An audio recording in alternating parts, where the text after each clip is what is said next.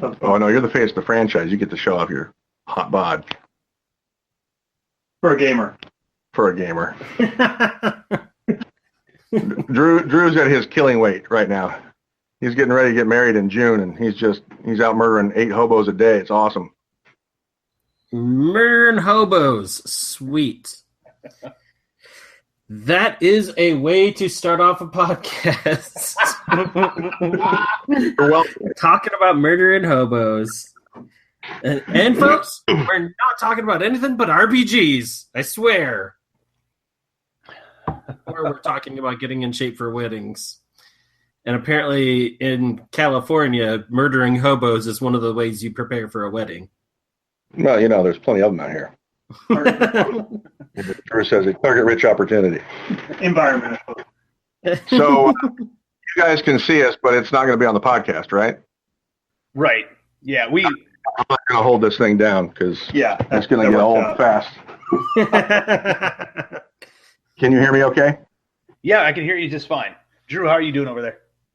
Good. Can you hear me all right? Yes, I can hear both of you just fine. Still waiting on Nick to do this intro, though. We've been broadcasting the whole damn time. Well, that's what you get when, you just randomly decide to turn it on. I can go, hey, folks, Tim's an asshole, turned it on, didn't tell anyone because he wanted to record us talking about murdering hobos.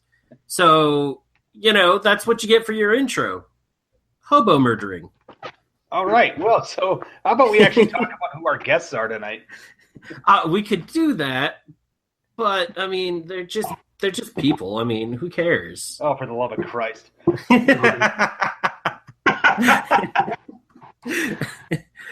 we're just designing a new game we just thought of. Hobo Hunter. Mark that shit now. Call Phil.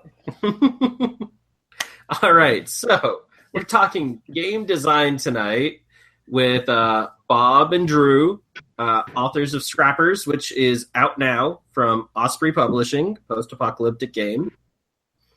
Bob has been on the podcast before, and I murdered his last name last time, so I'm not going with last name. Screw it. Faust. Yeah, I actually said it right in my head earlier, but I was like, you know what? Screw it. That's right. That's the spirit that won the West right there. Mm-hmm. Awesome. Just charging ahead. So, gentlemen, how's it going? Oh, we're doing just fine. It's hotter than shit out here, but other than that, things are great. Yeah, it's pretty warm here in Atlanta area too. So, yeah, I had to go out and mow my lawn today with Swamp Ass. It was fantastic. Oh man. There's a thing called wet ones that are a miracle for men our age. Yeah, or it's just a hose in the backyard and nobody gives a shit. So there you go. Just don't lip off it later. Well, it depends upon how deep I'm burying that hose. This is your fantasy, not mine, dude.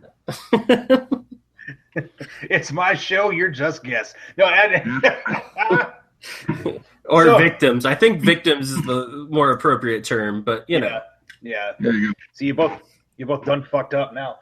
But anyway, so yeah, we're going to talk a little bit about game design tonight, but let's talk about the big announcement that some people know about. Scrappers is actually out now.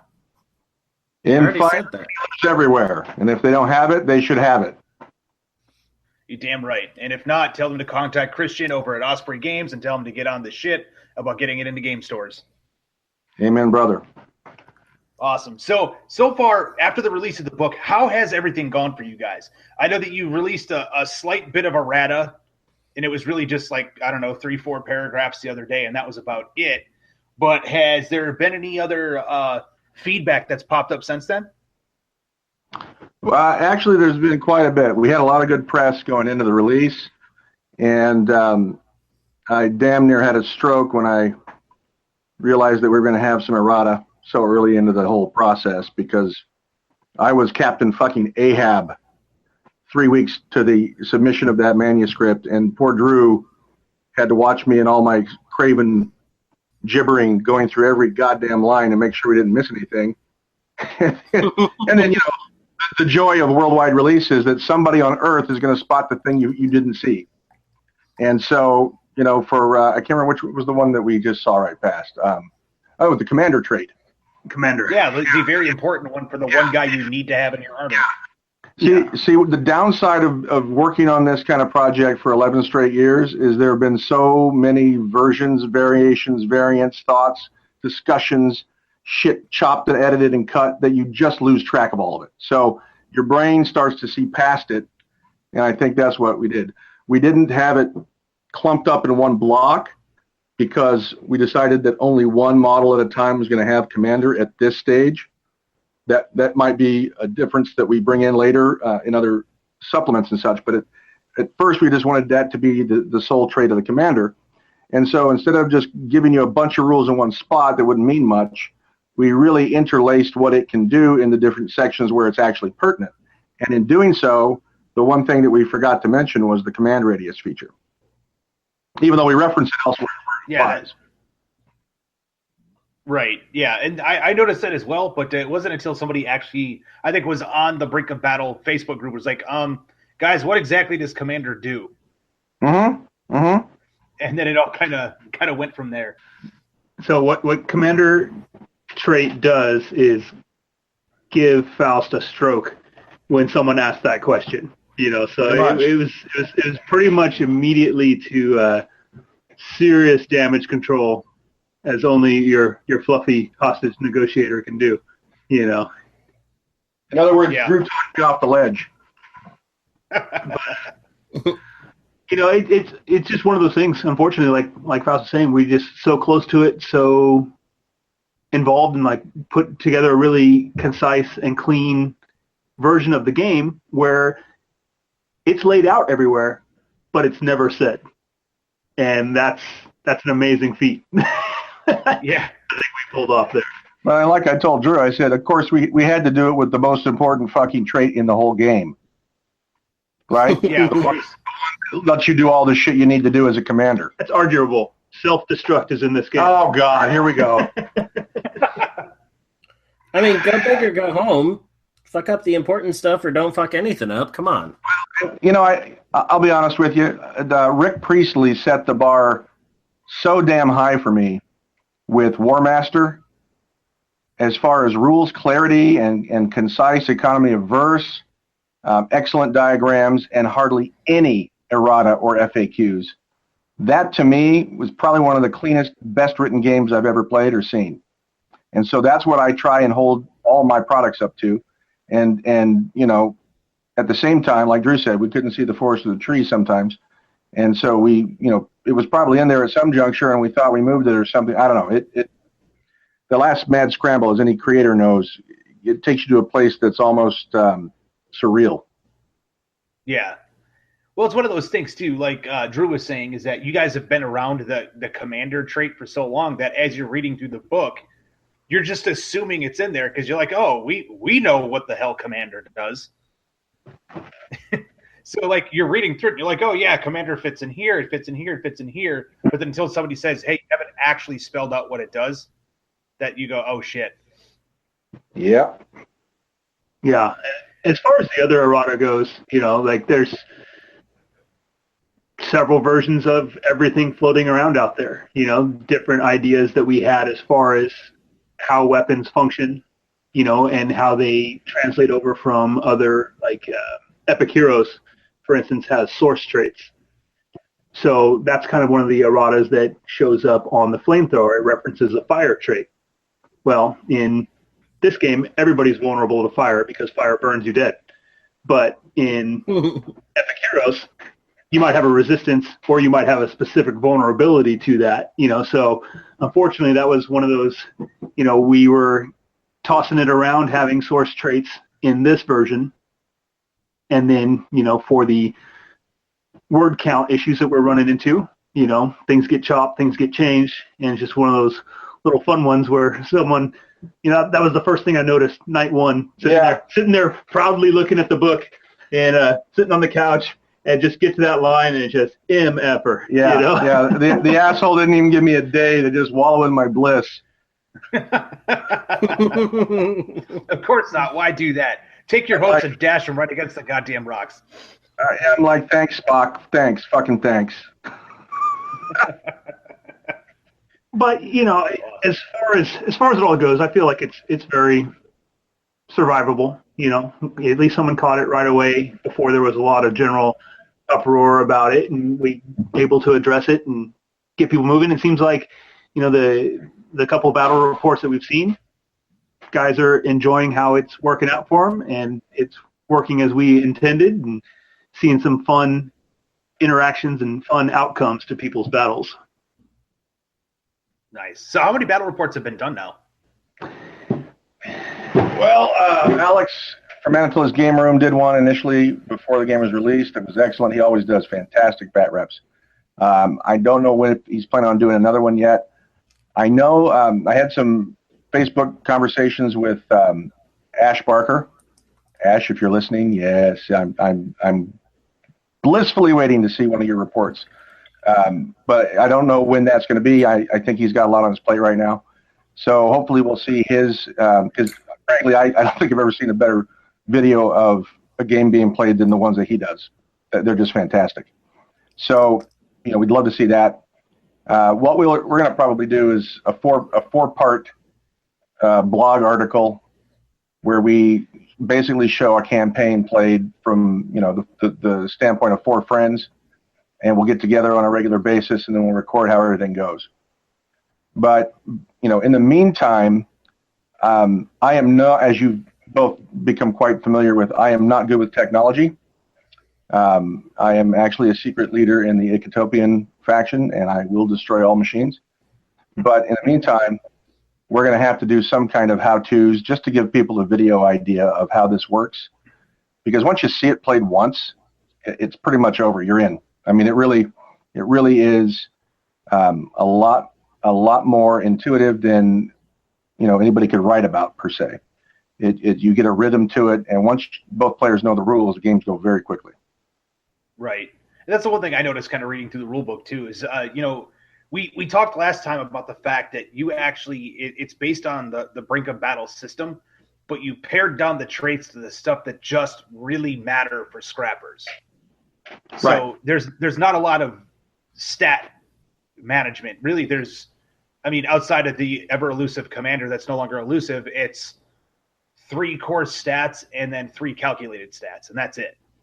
Right. And the reason for that initially, the design philosophy, since I guess our big header is game design and all that. My initial design philosophy back in 2006 when I started working on this was I wanted something that did not require a lot of bookkeeping, a lot of modifiers to keep track of, but that was also representative of how real battles fought and felt.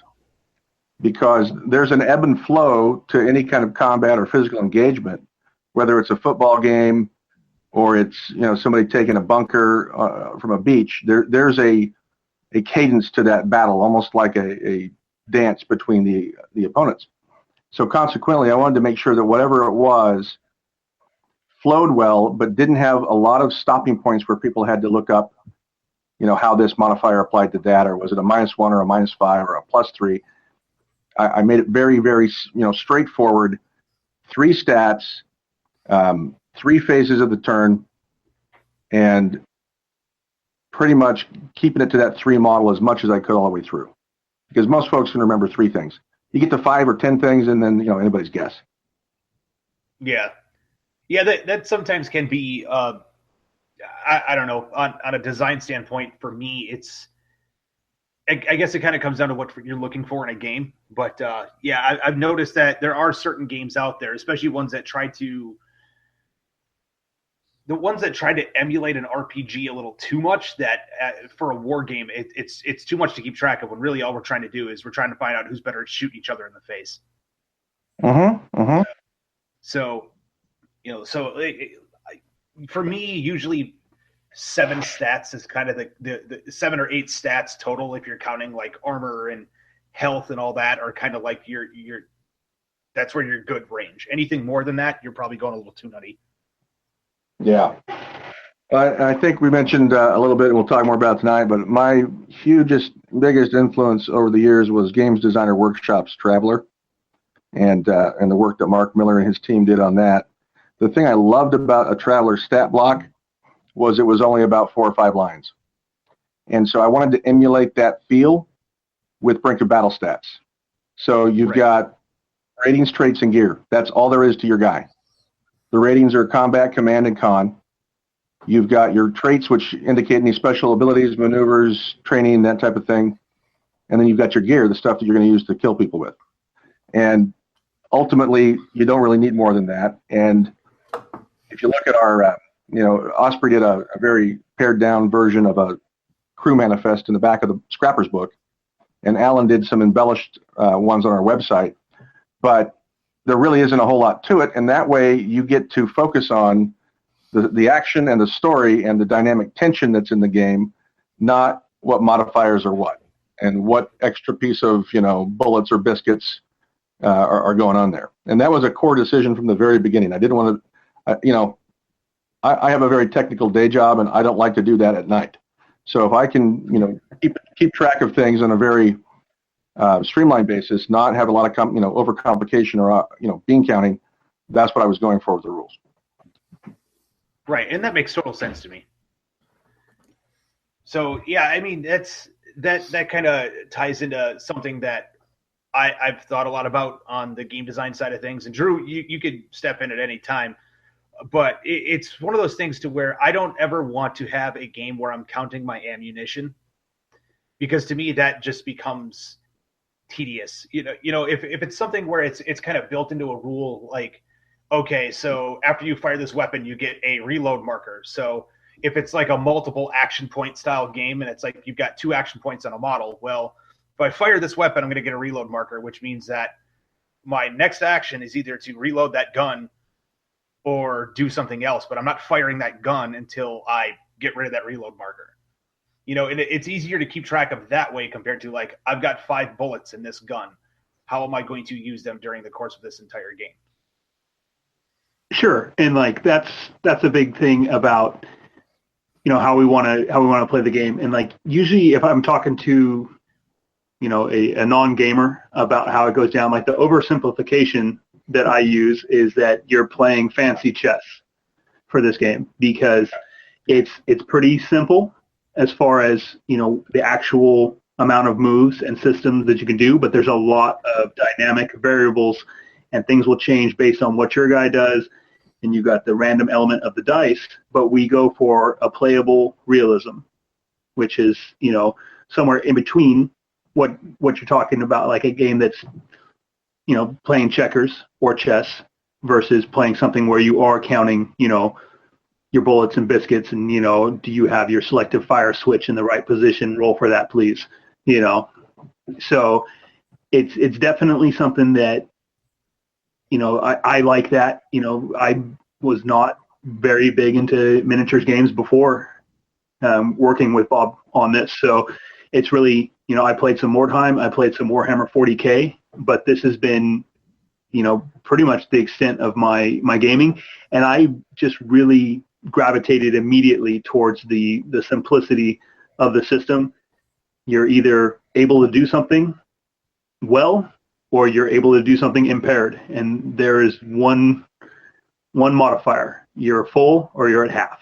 And it just, the simple, the clean just makes it so that once you know the system, you can get stuck in with the tactics that you want to try out, the combinations of the traits you want to use, and, how the individual story of each game you play kind of comes out.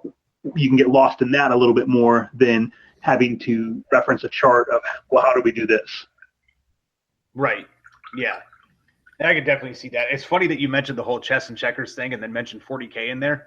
So funny sidetrack on this. My wife's first foray into miniatures gaming, or at least knowing what I was doing in the hobby, was she walked in on me painting actually Dark Angels for 40K. And she was like, I don't know what the hell this is. Please explain it to me. I was like, well, I'll do you one better. This next weekend, I have a tournament coming up. Why don't you come along and watch?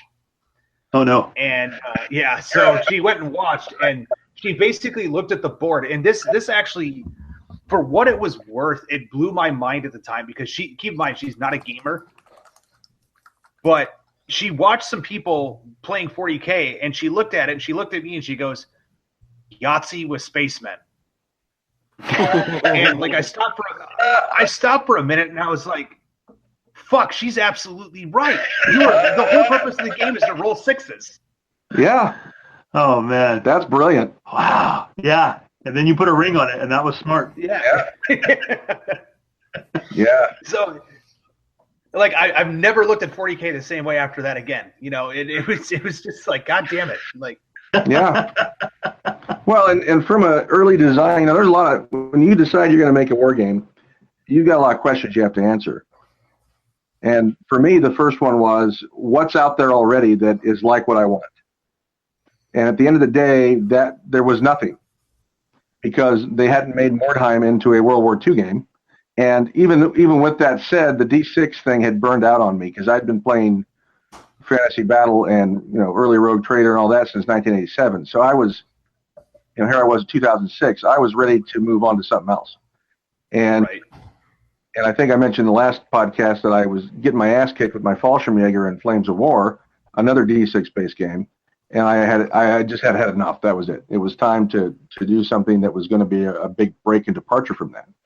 And D10 is what I settled on, and it turned out later when Alex at Anatoli's Game Room first reviewed Brink of Battle, one of the things that he had talked to me about offline was that he was a big proponent for games that use a D10.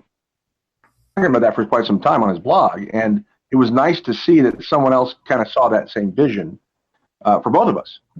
And so now I look around, 5 years after we released Brink of Battle, 11 years after I started my project, and there are a lot more games using the D10 with alternating activations than there were when I first started, right. For sure. And then even since I published in 2012, there's been a real sea change.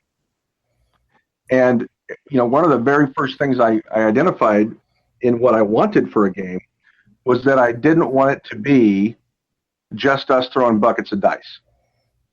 There needed to be actual tactics, actual game strategy, a measured weight of risk to reward, and it needed to be engaging for both people. And if I wasn't able to do that, then I was just going to throw the whole thing in the trash.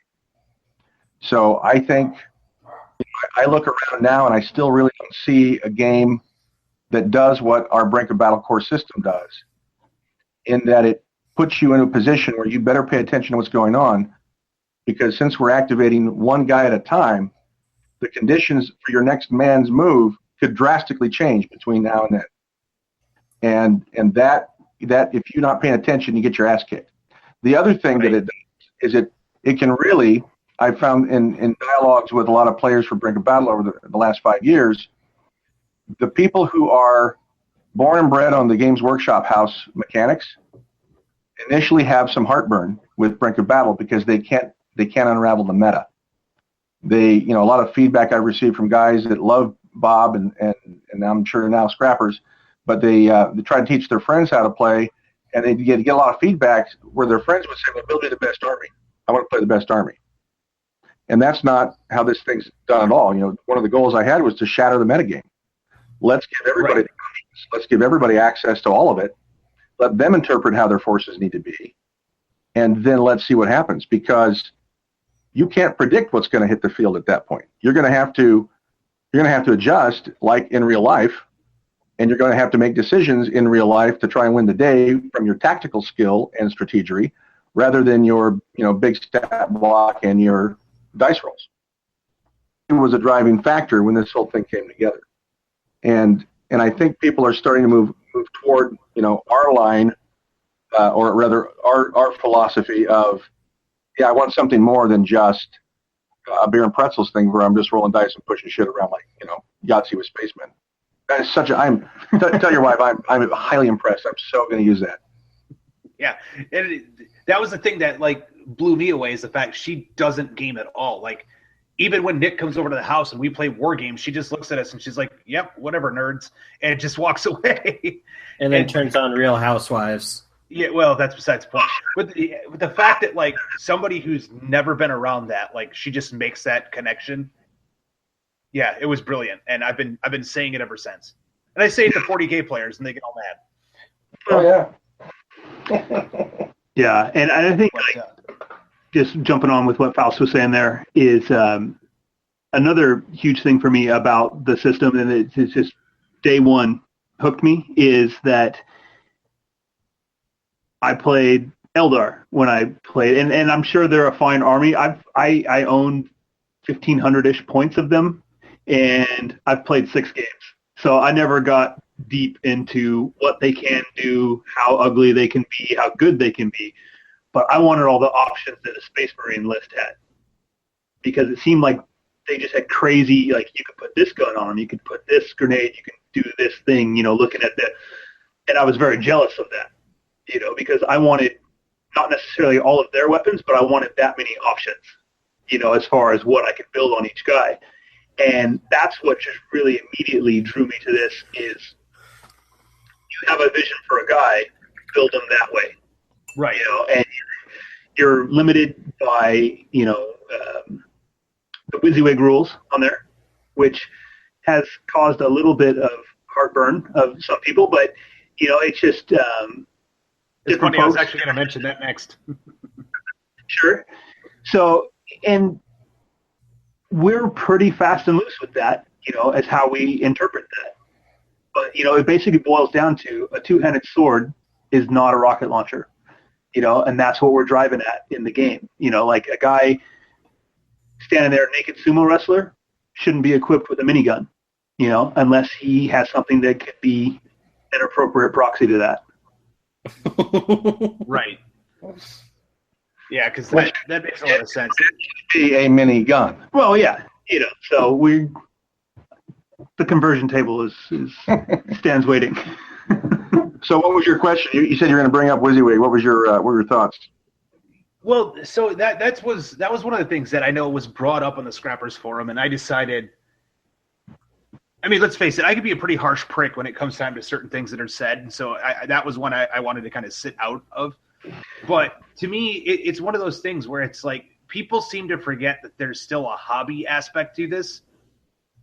And if you're not willing to like go out and buy a miniature with the fucking weapon that you wanted to have, or to kit bash a miniature, especially now with like how many multi-part plastic kits out there are there for games that are near future that have guns. Like if you can't even kit bash a minigun together, or you can't kit bash a rocket launcher,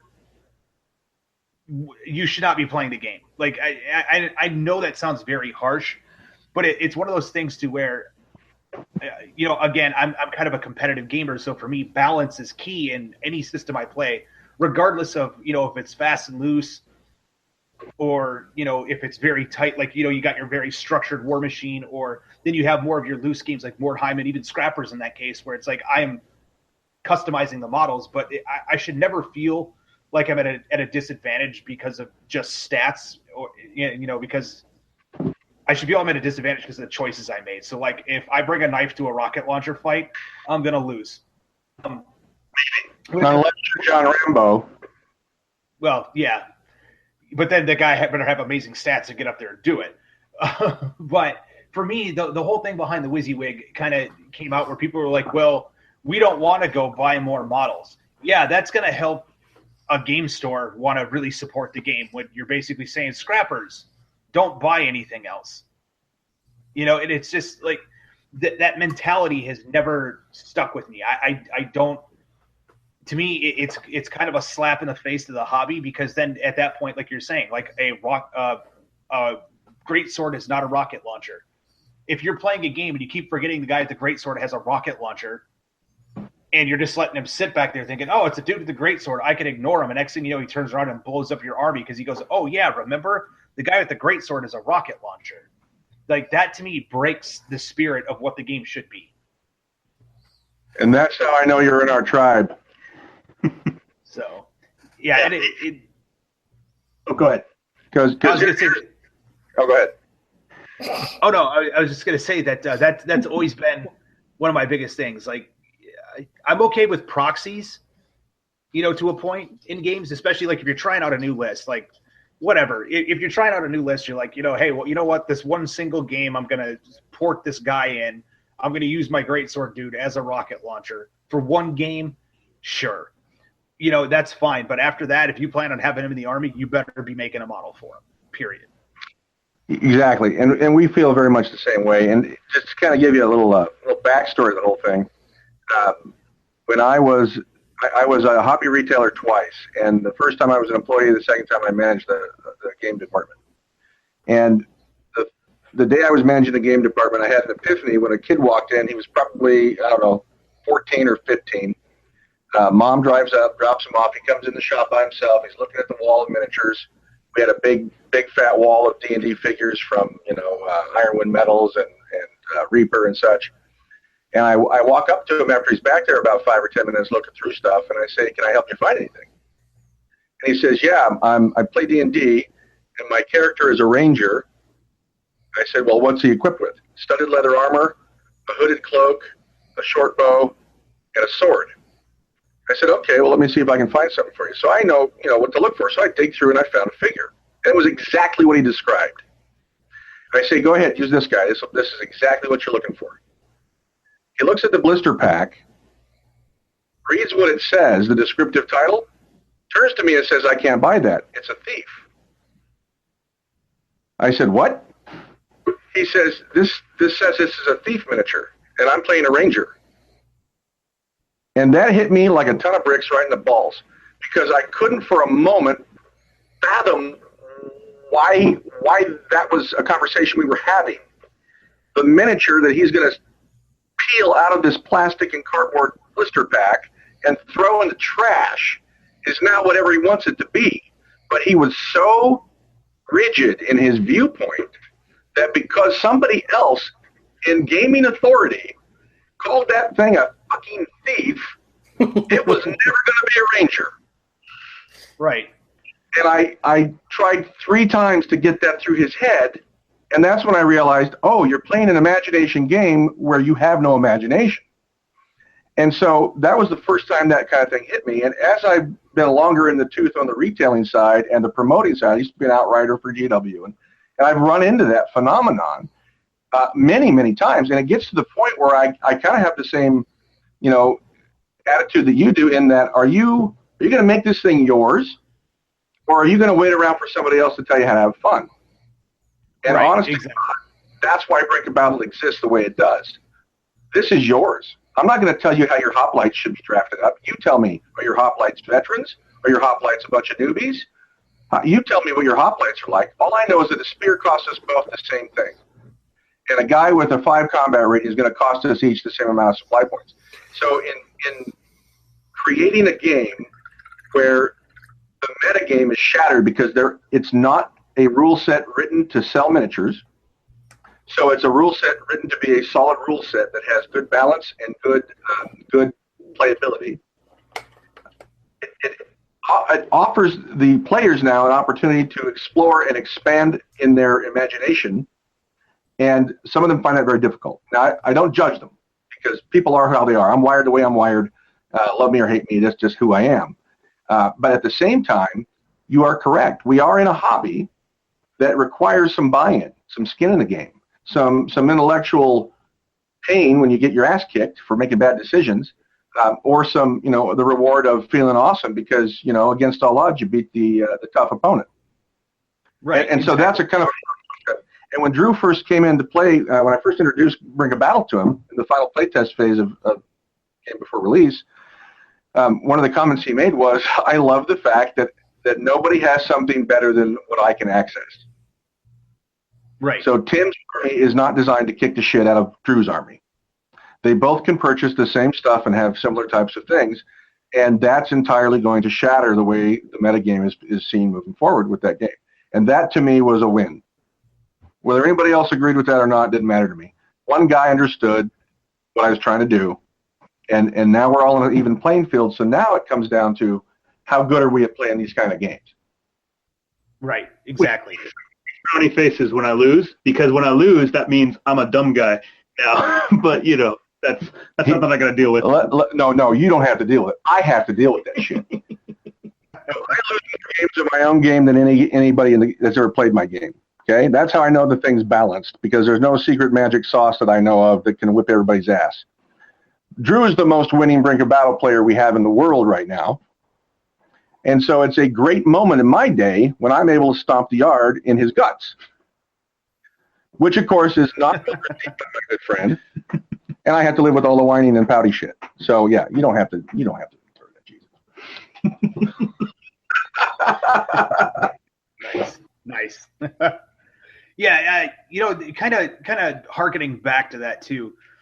I think one of the important things is from more of a math aspect, and even if you're not some grand mathematician, of having an actual algorithm to your game is so freaking important to balance that it's almost a requirement nowadays. If you're going to do something similar to like what you and I are doing, like, you're doing it with Brink of Battle, I'm doing it with Morpheus Engine, where it's like you can craft exactly what it is that you want, but that has to be balanced.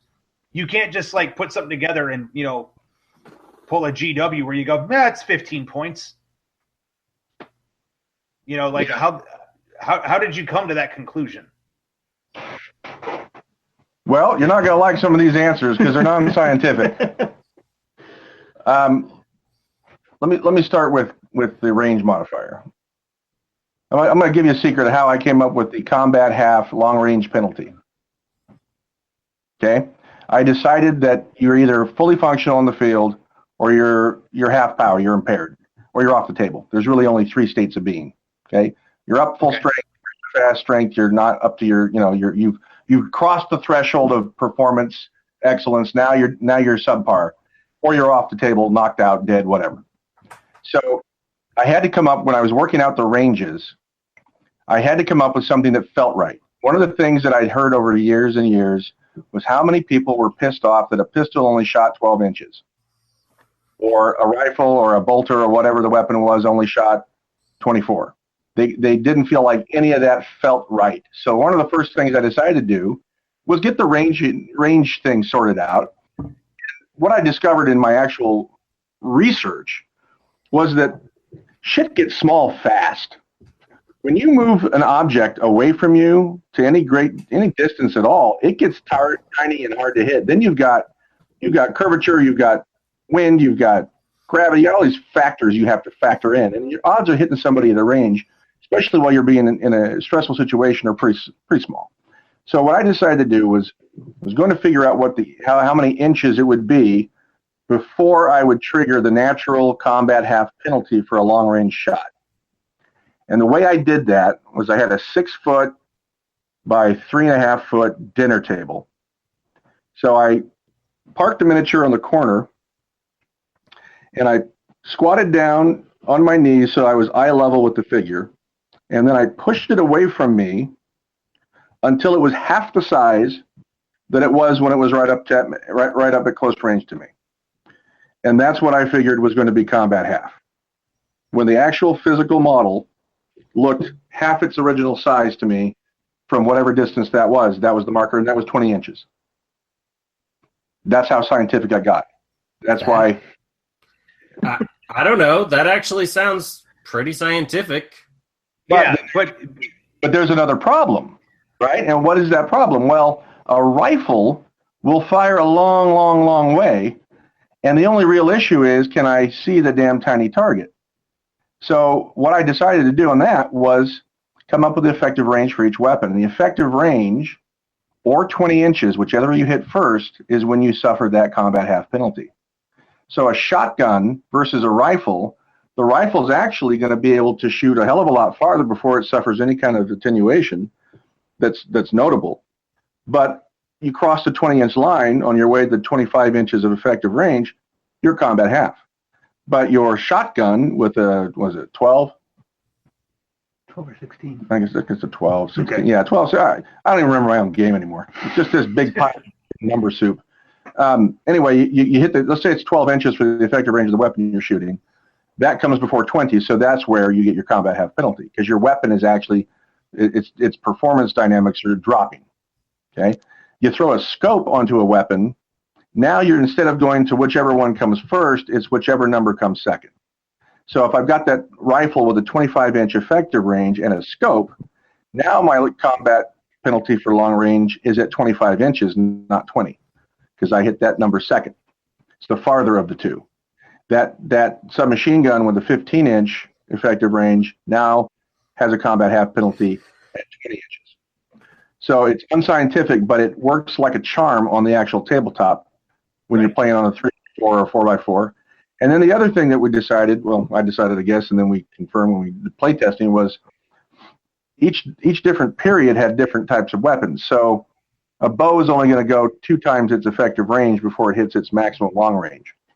But a rifle, of course, is going to go a hell of a lot longer. So what I did for the modern weapons was I multiplied by 5 their effective range, and that's the total number of inches that weapon can hit on its longest range shot, maximum long range. And so if you've got a 25-inch effective range, and now you're multiplying that by 5, yeah, it's off the table, but now it feels right. On a 4x4, I can hit anything on the damn board. I can shoot a friggin' pistol with a 10-inch effective range, and now I can hit pretty much anywhere on the table, which feels much more accurate, even though it's going to be harder to hit because you're over that long-range penalty. Right, which makes sense.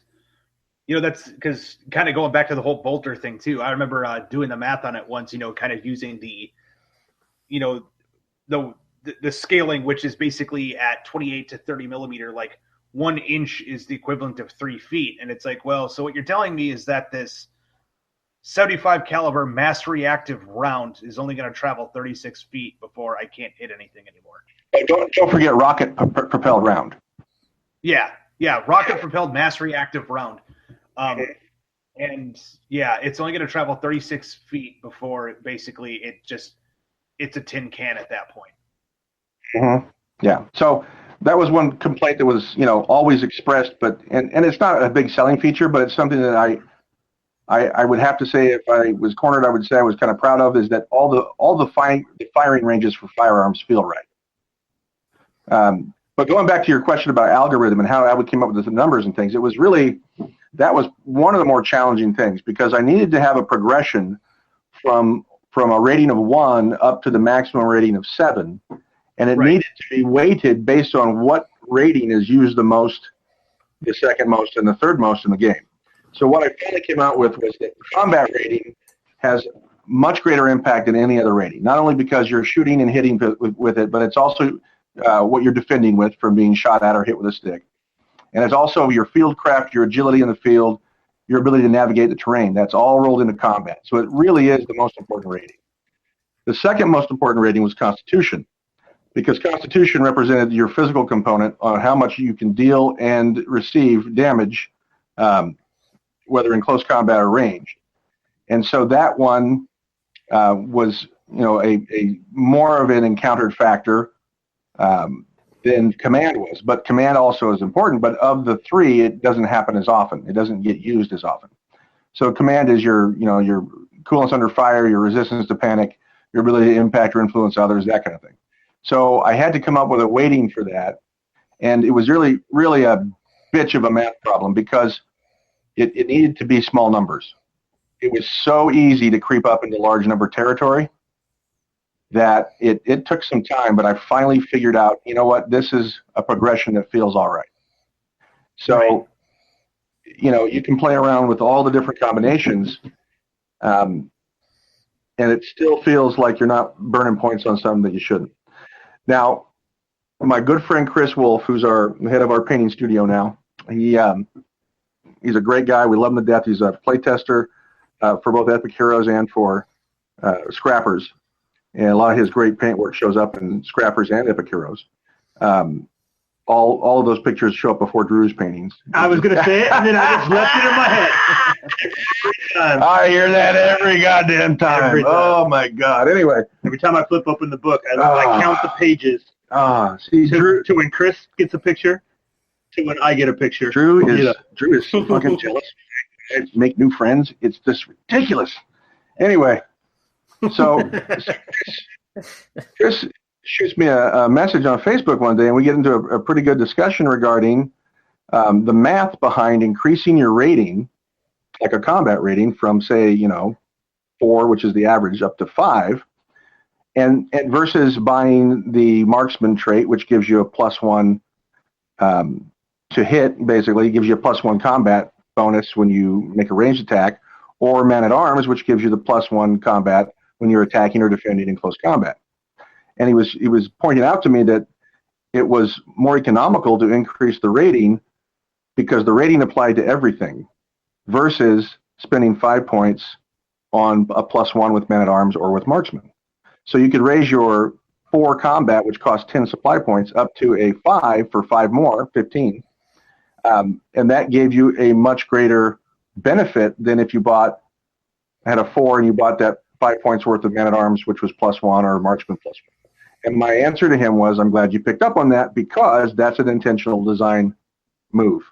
It should always, in this game, be more beneficial to increase a rating than to buy a trait. Because at the end of the day, you can take all the traits out of Brink of Battle, all the traits out of Scrappers, you will still have a very tight, highly dynamic, tension-filled wargame experience. Because that's how I made it just off the ratings. The traits are all the special sauce. Right. Does that make sense? Yeah, absolutely. You know, so it may not. So again, you didn't come up with like some hard scientific algorithm, but you at least you have your balancing points to where you say this is kind of the average for this. Increasing it to, you know, whatever this tier is going to cost X amount of points to the point to where it's not like you just said, meh, that sounds right. You took the time to dive in and figure it out. Yeah, agonize over it. At least I do.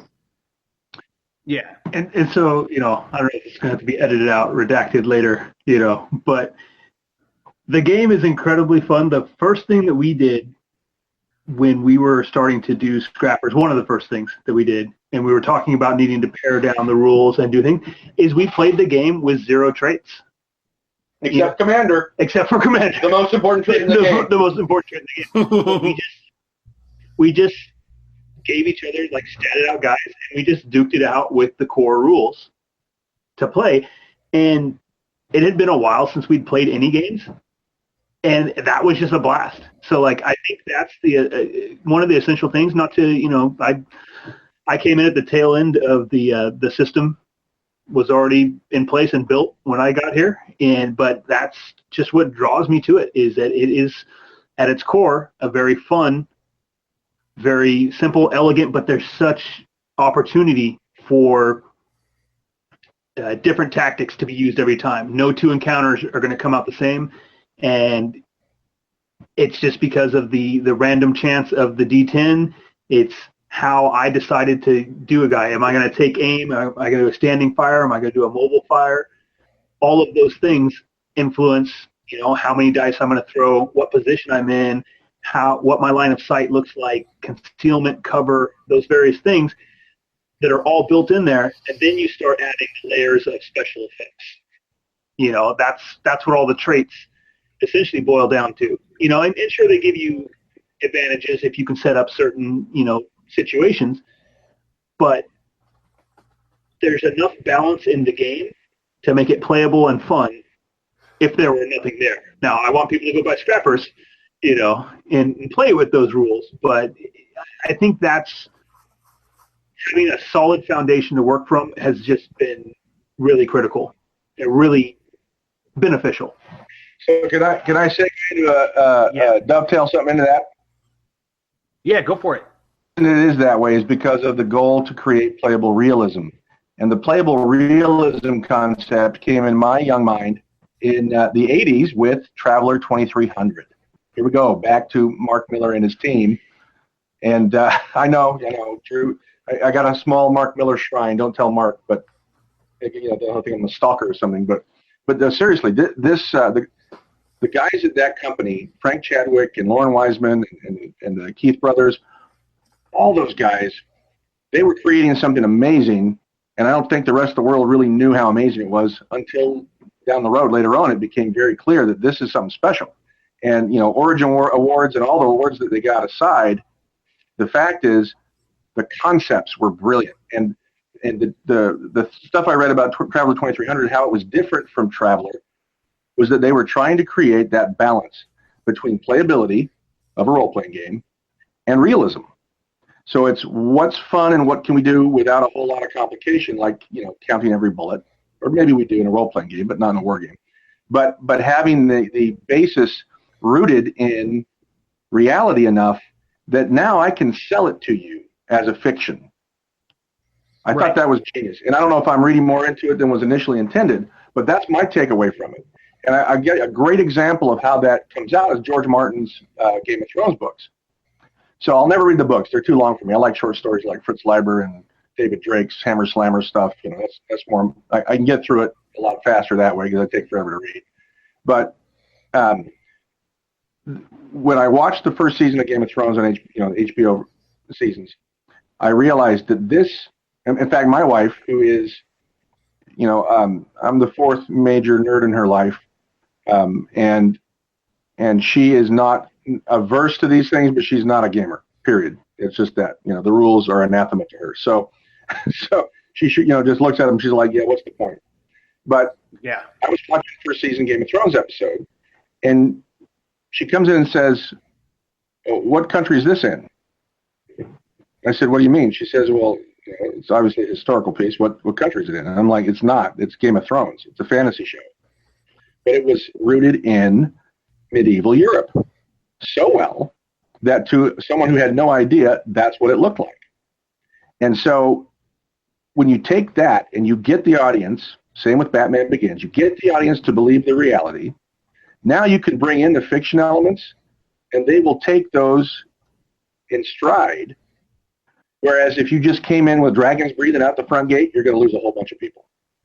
So to me, that's a great example in film of, or TV, of the playable realism concept.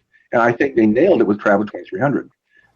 And so that was one of the driving pillars of this entire system was I knew I had to convince the historical gamer that this wasn't just another Warhammer product. So I had to go from the reality-based standpoint and say, a man with a shovel hits another man in the head. This is what happens in real life. This is how it was represented in Brink of Battle. Because once I got the historical gamer satisfied that, yeah, running across the field with my MP40, shooting at a dude, looks and sounds and feels like that from footage. That's how I feel when I run my guy across the field and I shoot the same MP40. That's, to me, the win right there.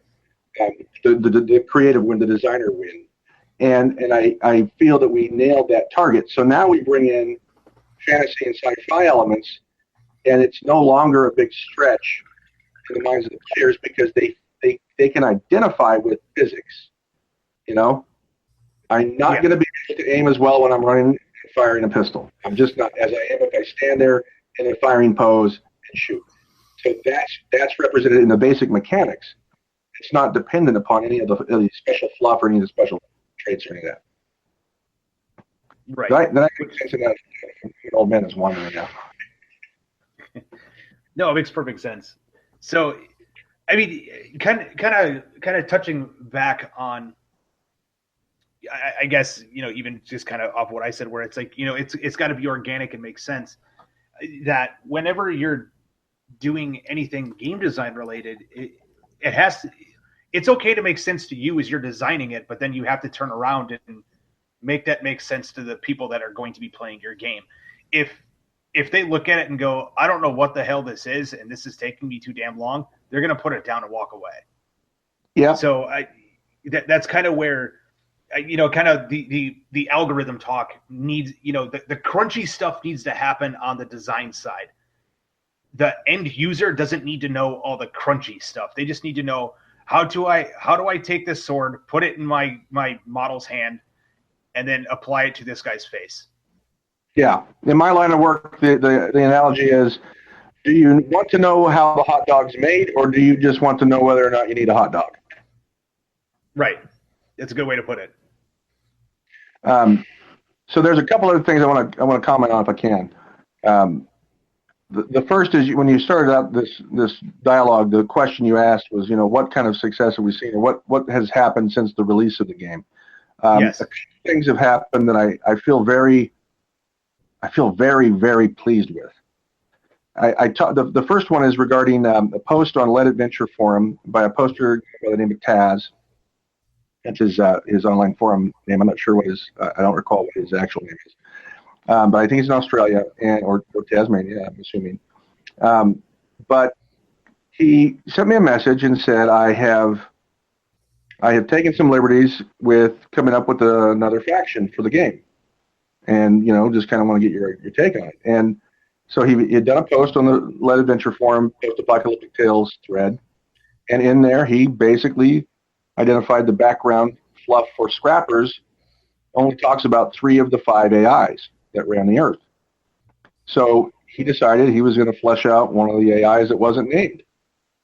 And he did that. And he came up with an acronym, Spartan. And he's got this whole background detail written out. And I'll tell you right now, that moment I read that, I can't express in words how amazing that was to me from a designer standpoint. Because now something that sprang out of my twisted mind and got turned around and modified and mutated by Drew's twisted mind, the thing we birthed together on the page has inspired someone's creativity. And that to me is a victory as a game designer. Big victory. And I'm so glad he did that. And my attitude from the very beginning was, once you buy my game, it's your game now. You do to it what you will. And it goes back to what I mentioned last podcast, once again, about the In My Traveler Universe concept that came out of the Third Imperium that Games Designers Workshop came up with for Traveler. Because in the very beginning, they didn't have a big backdrop.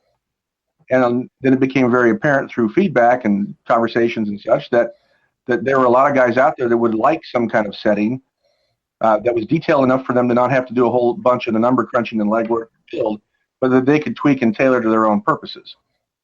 And so the MTU acronym, In My Traveler Universe, evolved over time to be what we would say when we would talk about the shared world or the shared setting of the Third Imperium and what we did to alter it from its core publication themes. So for example, in my Traveler Universe, the Solomani of Earth did an end run with some guys in Cold Sleep, some spies, some salt sack agents in Cold Sleep, sent them to the Spinward Marches to be defrosted by some sword worlders who were then going to steal the Darien Star Trigger and hold the Imperium for ransom on the Spinward Marches. That's my deal. But we digress. But you see what I mean. I came up with that idea 20 years ago, and I love it. I know it better than the Bible. It is important to me. And that's because I had room to have buy-in. And so when I saw Taz's post, I knew we had accomplished that. We had created a skeleton for our players to come in and throw meat onto it and say, this is in my Scrapper universe, this is what things are and how they look. That is, to me, the best feeling in the world when it comes to this hobby. The second part is the idea, like you and I had messaged back and forth today, the idea that now that we've done that, now that we've given enough of a skeleton, but we've left it open enough for players to take it and twist it and turn it to their own purposes, I hope people realize that that's okay and that they have our tacit approval for that. We don't, if someone comes out and tries to release a publication that says this is Scrapper stuff and make money on it, that's going to be a trouble. But if someone comes and says, in my Scrappers universe, I'd like to see this do that. Or like you and I were talking about, you didn't have figures for your Gamma Lord that had enough guns and all that kind of thing to it. And like I reminded you, hey, you could use anything. You could use completely humanoid figures. Right. They could be mutants. Nobody would tell that Magneto is a master of magnetism unless he starts doing stuff. So, unless they have a physical mutation trait that doesn't need to be modeled. And furthermore, they don't have to have mutation traits. Your mutant's a mutant, period. The life form type has its own special abilities, and you don't ever have to buy a mutation if you don't want to. You just get the core traits. So there's a lot of freedom there. And if I have a message tonight, it's the message to my player base. Our player base together is, hey, this is our offering. What can you do with it? Come back and show us how awesome this is that you've made. Show us what you've done to it that's made it cool for you. Hold my beer.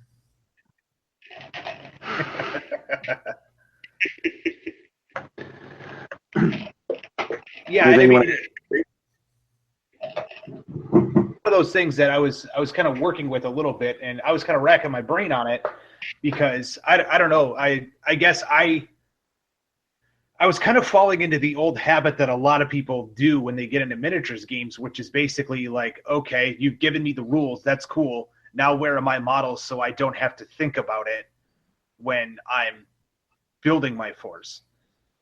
I kind of fell into that trap when I was doing that because, you know, like I was saying, I was going through all the models that I had that were mutants, and you know, to kind of let everybody else know what our conversation was.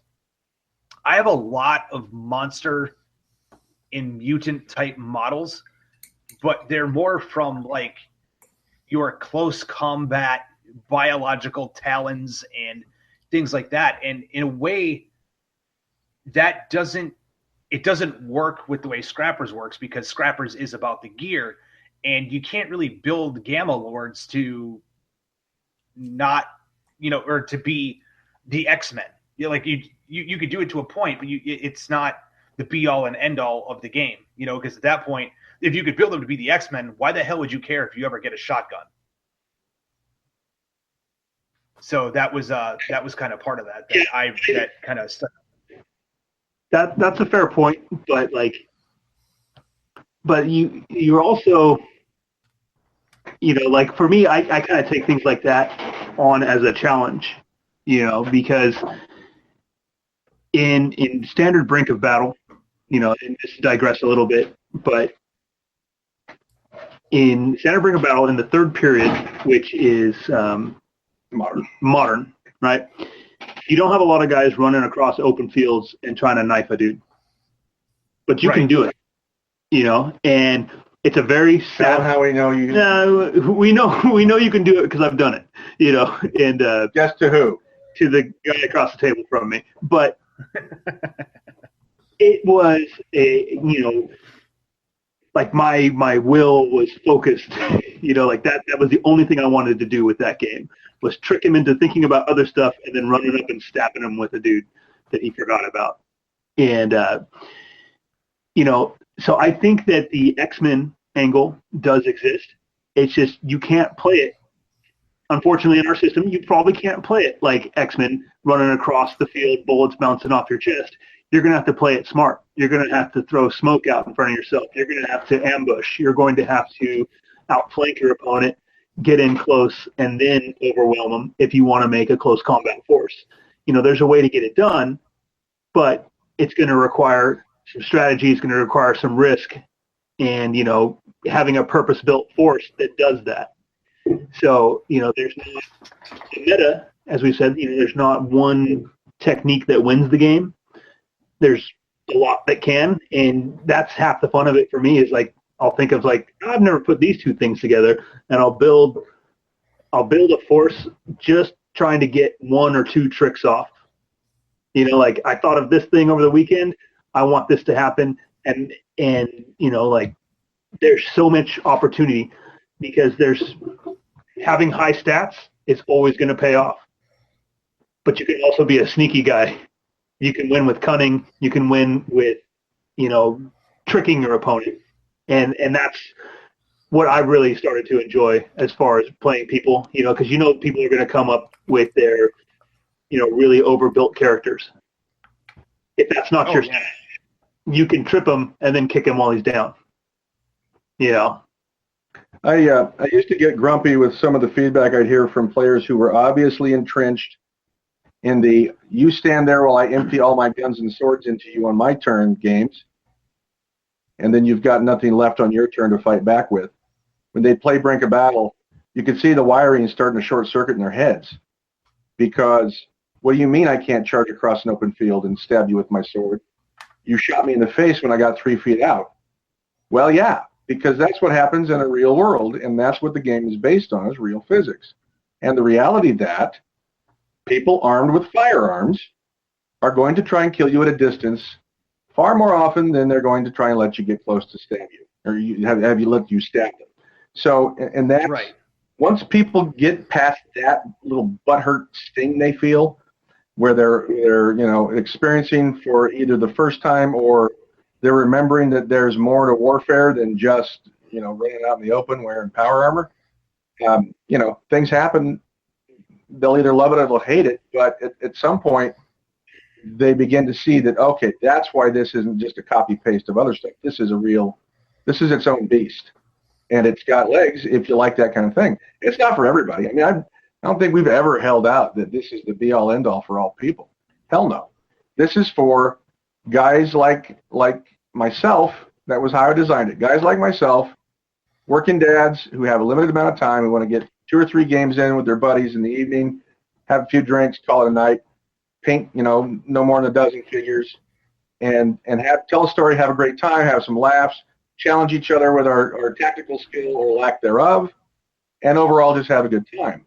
And I think we've hit that pretty solidly. And I think Scrappers is, with a wider audience and a greater distribution and a much better production quality, the thing, I just look at it sometimes, I'm just in awe at how amazing the thing turned out.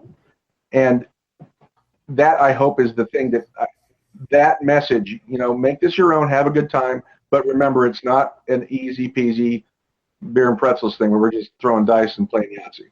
The other thing I wanted to mention, I said there were 2 things I was very pleased with. The first one was the buy-in of the playership, but the second was the buy-in and the business that's been given to our supporting sponsors.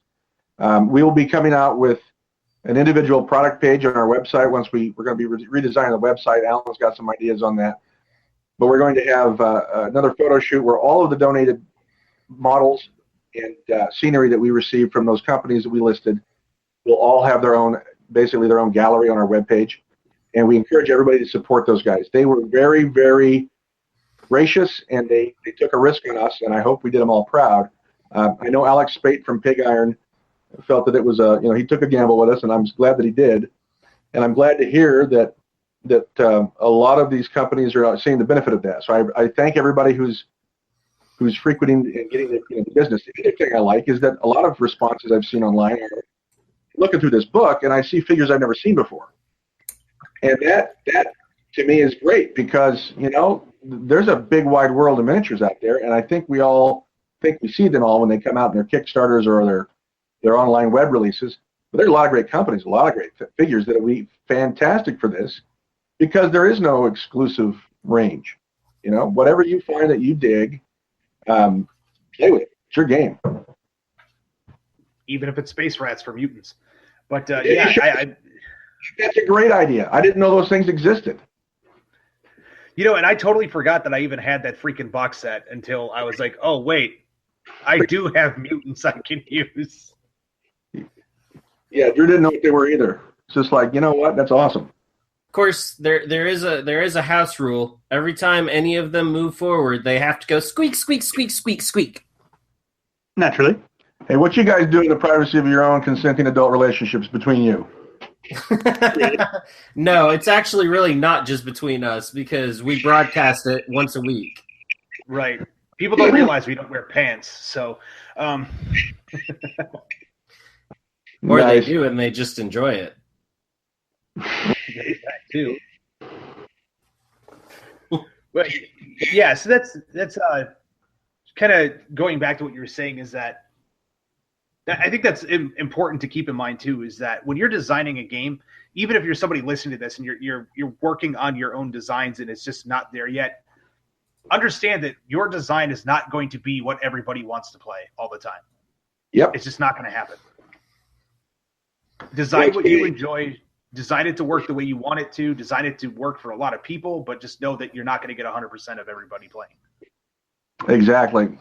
I was having a conversation with Alan Washburn, who's our inner circle guy, who's like a little brother to me, and he's watched this thing evolve from the very beginning. And we were talking about how it in a way, has become one of my greatest self-challenges to test my ego, because it takes a certain amount of honest restraint to hear negative feedback about something you think is the greatest thing that you've ever created in your life.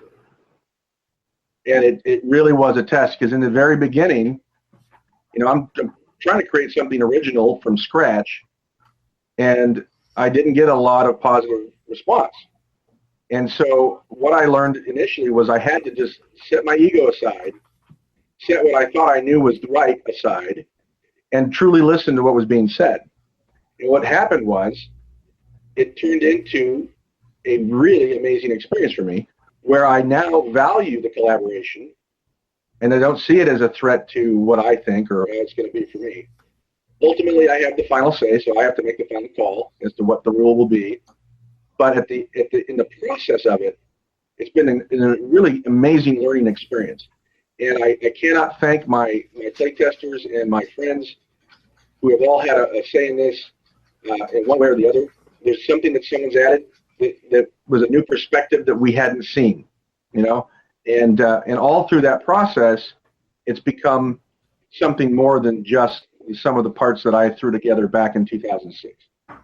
And that to me is the real reward as a designer, and it really has lent to a pretty fascinating dynamic with Drew and I when it comes to the writing process, and that really, I think Drew probably can explain it better than I can about how it is we work. So, pretty much, Faust will say something across the table, or he'll send me an email, and I'll look up at him and I'll frown, and then, or scowl or glower or whatever the correct response would be, and then we hash it out until we get a smile, and that's the short version of it. But pretty much, like, I sit there and with a new rule, and I think about it happening to me, and I must just be, real empathetic or in touch with my feelings, because I just think about, like, oh man, that's going to suck when somebody does that. And the one exception to this rule is self-destruct in Scrappers, and it fills me with glee to think about running a dude out and blowing up other people. So, because this guy here, you've never seen a pouty turd mouth face like you have the day one of Drew's guys on the trauma table became captured by your force. I swear to God, I had to change the goddamn game just to stop the whining. It was killing me. I put up with it for so long. It was hard. It was just seething, or just quiet hatred for that entire captured result. So as you'll notice in Scrappers, in the trauma tables,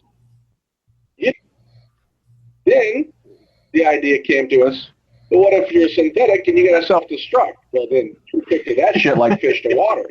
Right now, if I get captured, I can kill everybody. Fantastic. Because, that's just the way his brain is wired. But, yeah, anyway, that's the backstory there. Drew said something to me early on. Well, I mean, it makes sense to me. I mean, robots, they're going to be like, oh, no, you captured me. Whatever will I do with myself? So. Yeah, because I figure, like, the guys are starting to scrap them out. This is what I'm thinking about it. Like, they're in their personnel carrier. They're coming back and they're like, oh, man, we're going to take out his power cell, take out whatever. And he's like, and then boom. And then you roll trauma checks for everyone, and that got sorted out. We should, like, take a picture of your Lee face when you say that. Yeah. Your murder joy face, and make a butt pan or something. Self-destructor. But really, getting back to it, I don't know if it was a sufficient answer, but it's just a lot of chewing on it. And what's been great working on this process is that, Bob has had a lot of great ideas, but one that got chewed on and changed around more than any other trait, possibly, in Epic Heroes, and it's something that made it into Scrappers as well, is the brute trait. And it started out just ungodly, awesome, overpowered. Like, if you made a brute, you were wrecking shop. And Alan, the aforementioned little brother, he, in a play test, just took us to school, And so, like, all right, well, we gotta chew on that. And what's been great is that, like Faust says, he's been able to keep ego in check because he came up with these ideas, and we're like, well, okay, we like elements of this, but something's not right. And even if we can't articulate it, we chew on it and we keep working on something until it feels right, it feels fair, it feels like something that the guy should be doing on the table, and not the thing that it's just another option, how you call it, instead of it being the option. Because, as I said before, if you made an undead brute, that was game over, and,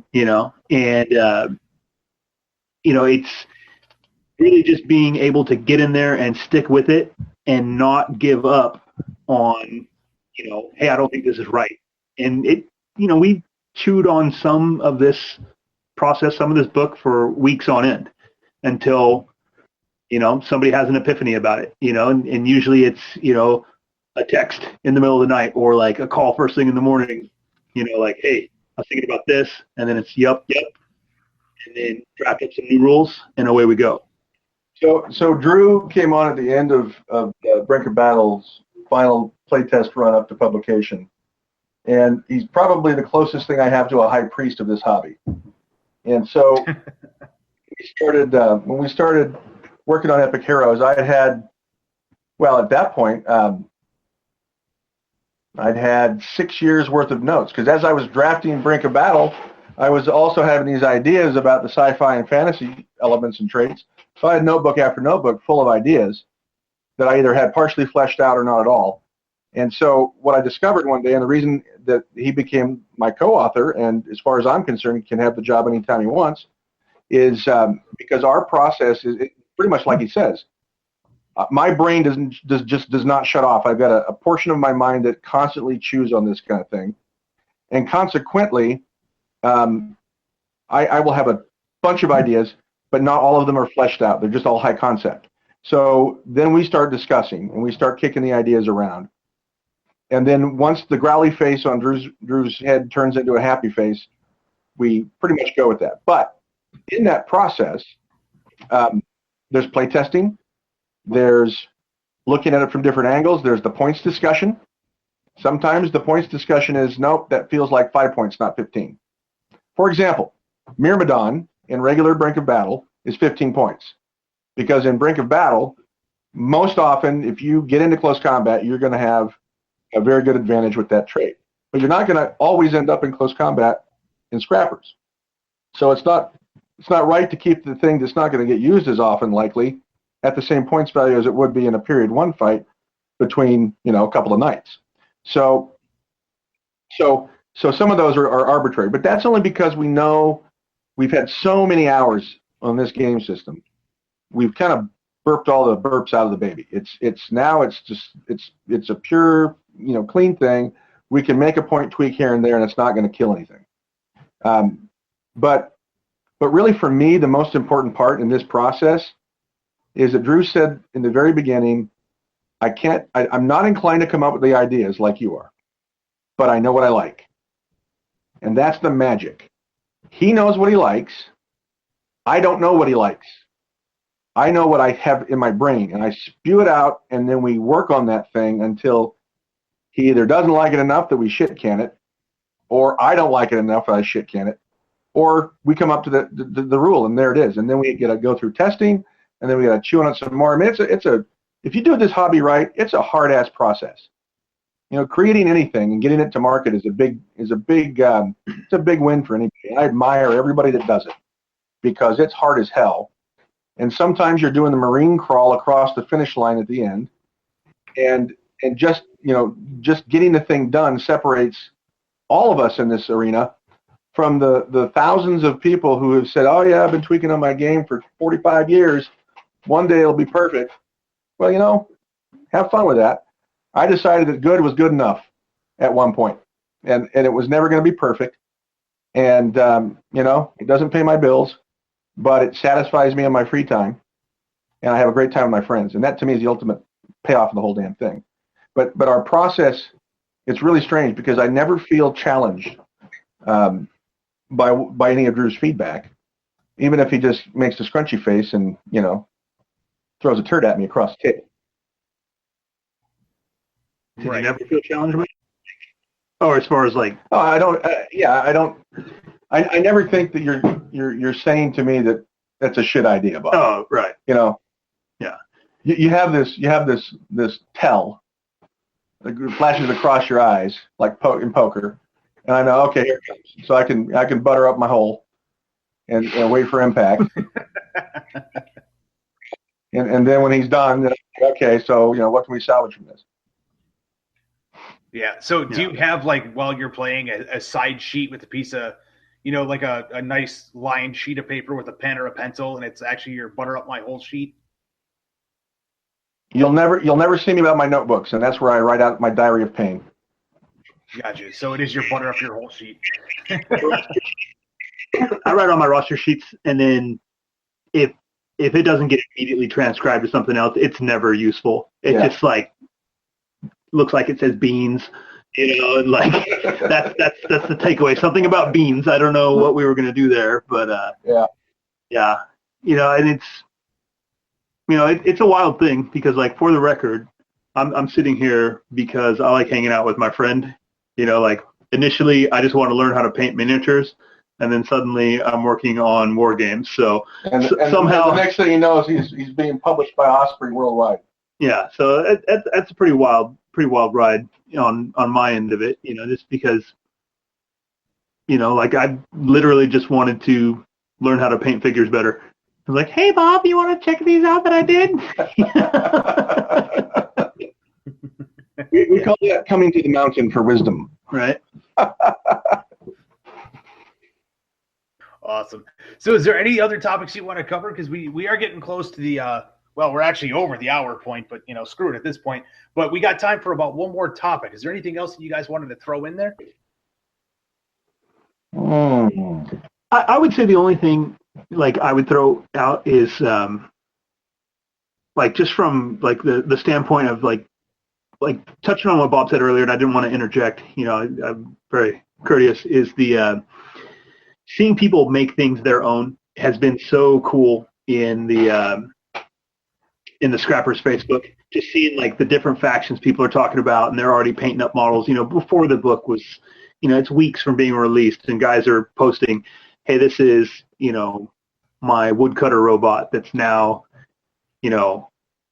trying to be a peaceful, good guy. I forget the guy's story, but, like, I just love seeing what people are planning to do, what they're going to do.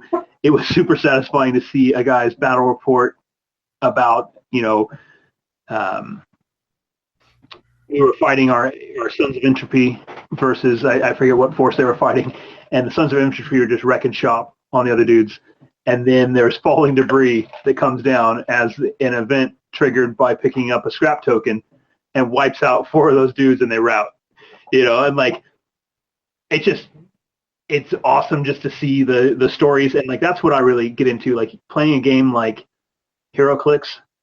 Like, I'm a big comic book nerd, so whenever I play a game like that, like, I really get into the story, and I think about, like, my guy doing his flips and his jumps and his kicks and his whatever, and, like, I just love seeing that enthusiasm from the other people and seeing that come through. So, like, it's really, that is rewarding to see people get some skin in the game, get excited about it, and share their stories with the rest of us.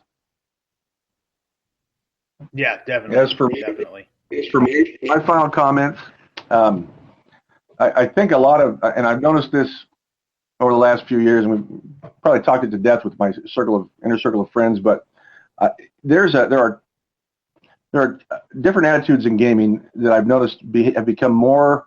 There are players who are more about the gratification and not having to really do a whole lot of stuff to make it their own, like you'd mentioned before. And then there are those that are really remembering that this is a hobby of collecting, a hobby of painting and modeling, and a hobby of strategy gaming. And I'd like to give, I'd like to give the world an open invitation to check out Scrappers from that viewpoint. That there's more to this than just move my guys and roll the dice. There's something here for everybody. If you really want to do some great modeling, then all of the mutant and synthetic options are there for you. If with the Ecotopian faction being a little more, rural, mystical, urban, kind of naturalistic, you could even play a fantasy force, for crying out loud, in this game, using that faction. So there's a lot of opportunity there, and I invite everyone to either go to the Let Adventure Post-Apocalyptic Tales forum, which is a great place to be, bunch of great guys there. Post us pics, show us everything, show us your games, ask us your questions. We are an open book on this. We want everyone to have a great time.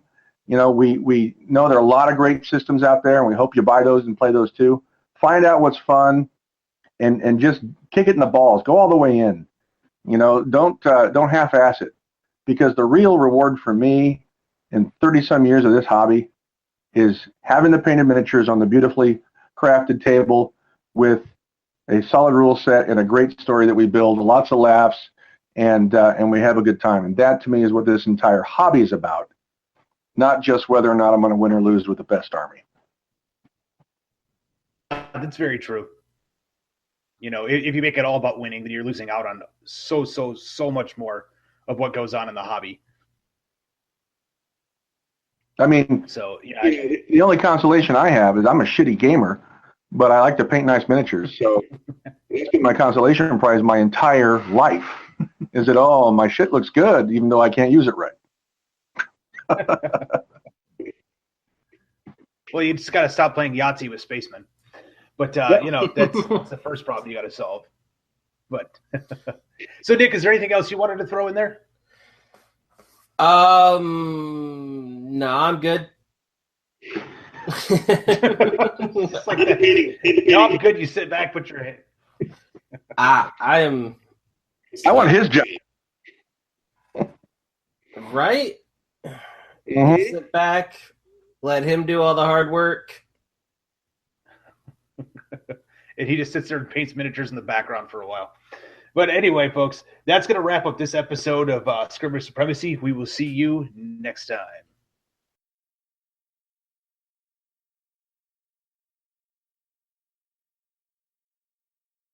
Thanks for listening to another episode of Skirmish Supremacy. To see more of the antics that Nick and I do, you can check us out on Facebook at Skirmish Supremacy. We also have Twitter, which we can be reached at Skirmish Supreme, because apparently Skirmish Supremacy does not fit in Twitter. And if you want to email us directly, you can reach us at tim@skirmishsupremacy.com or nick@skirmishsupremacy.com. Thanks for listening.